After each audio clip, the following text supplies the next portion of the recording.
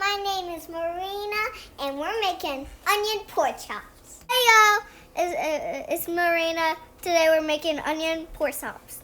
Hey everyone, it's me, Maria, and today we are making pork chops, onion pork chops. It's a guy, seriously, Plants to the Zombies. Good job, Cammy. April Fools! It was a prank! April Fools, y'all. Hey, welcome back to my channel. If you're new here, my name's Marina, and those were my little Rugrats. They wanted to get in on the April Fool's Day pranks. So today, in this What's for Dinner, we are actually, I'm going to show you guys two recipes that we really enjoyed this week. The first one is the onion pork chops. And what I did is I just heated some olive oil in a pan with 3 tablespoons of butter. And while that was heating up, I cut up 2 yellow onions. I put it in there and I sauteed it really good until it got tender.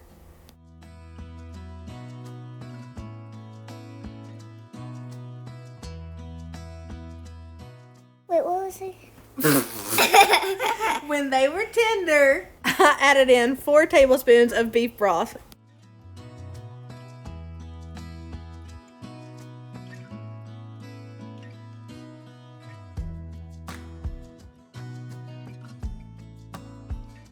And what I did is I just cooked them until they got super tender, like super, super soft. Softer than a baby's bottom soft.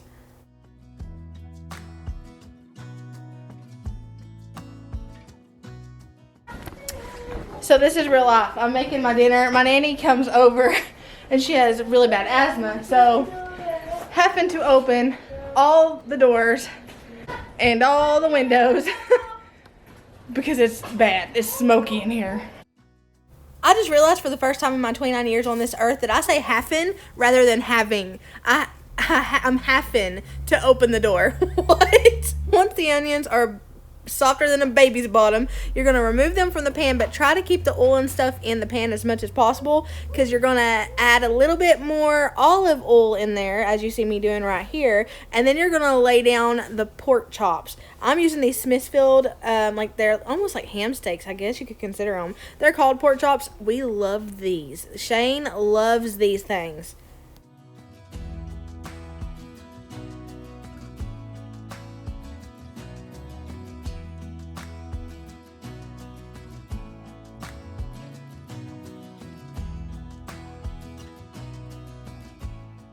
I season these pork chops on both sides with some salt and some pepper, and I'm forgetting as I'm going along. Oh, some thyme and some garlic powder.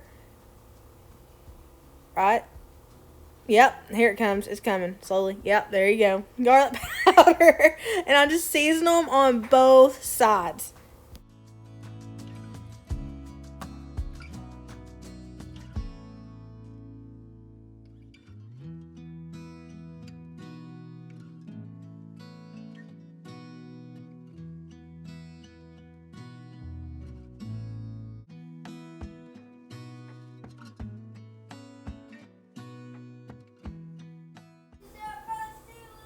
You hear Cameron in there? He's saying it's the best Christmas ever.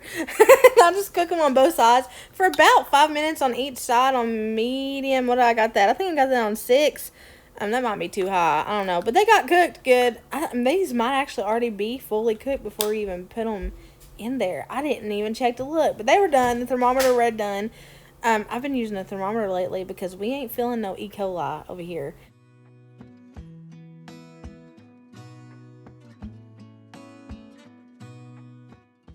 When the ham steaks, pork chop thingies get done, I just remove them from the pan, and then I add my onions back in there. I add in 2.5 tablespoons of flour and kind of just like flick that around in there, flick the onions in the flour a little bit, and then add a cup more of the beef broth.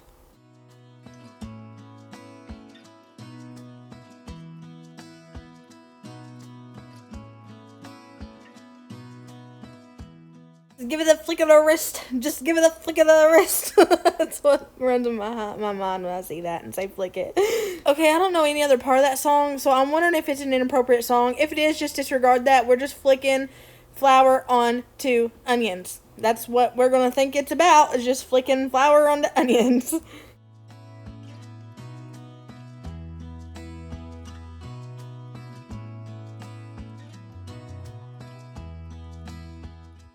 just cook that until it's at a rolling boil, kind of like a roux. It's kind of like a roux and it thickens up a little bit. While that's thickening up and boiling, coming to a boil, I just lay my pork chops into a sprayed glass casserole pan thingy. And then when that's done thickening up, see, it almost looks caramelized. That, like, I was impressed by that. I was able to do that. That looked really cool to me. You just layer it onto your pork chops. If you've got a bigger pan, I'd use that. I didn't want to get my big casserole dish out, so I just used this one and kind of layered them. So I just lifted them up in little areas to add the onion caramel stuff underneath it, just so that it could disperse accordingly. Y'all, I have such a hard time doing these what's for dinner voiceovers. I love doing the what's for dinners so much, but the voiceovers, like, I just want to move. My ADHD just goes haywire. So here's the thing.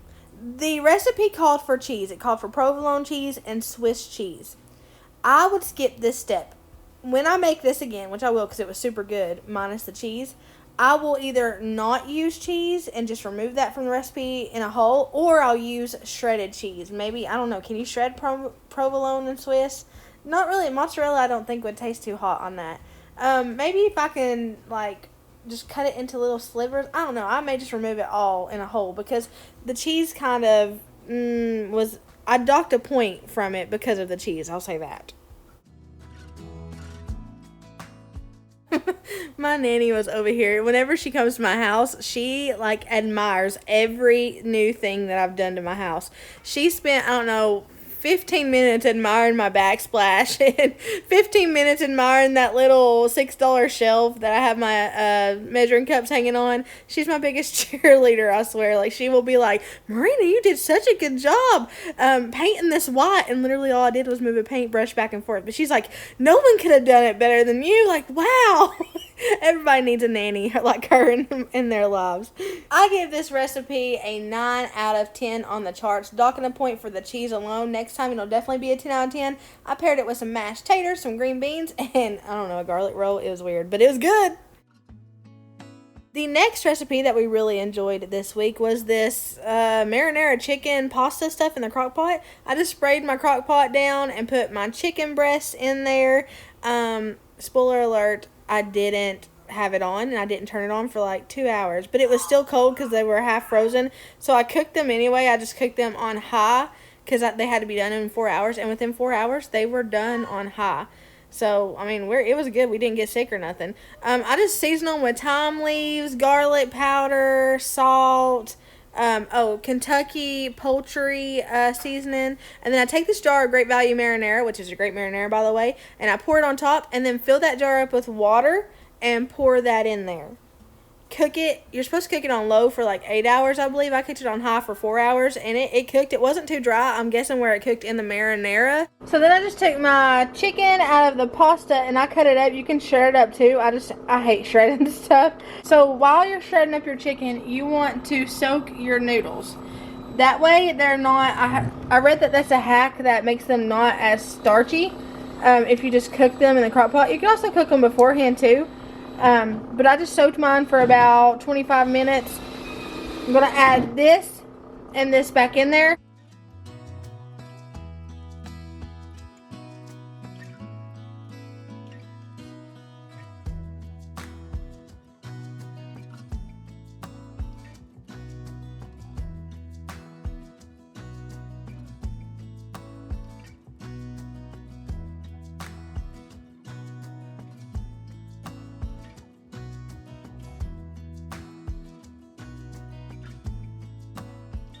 Added the chicken back in there and these soaked noodles in there, as well as like a splash of heavy whipping cream. Well, really more than a splash. Probably maybe half a cup. I don't know. No, about a cup. Definitely a cup.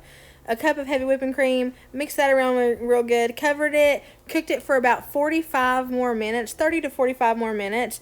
And man, topped with some Parmesan, grated Parmesan cheese. It was delicious. We had this with a breadstick as well. It was super good. I hope you guys have a blessed morning, evening, night, whatever it is, wherever you're at. Remember, I love you, but Jesus loves you more. Remember what this weekend is all about. It's about Jesus. It's always about Jesus. It'll forever be about Jesus. I love you guys.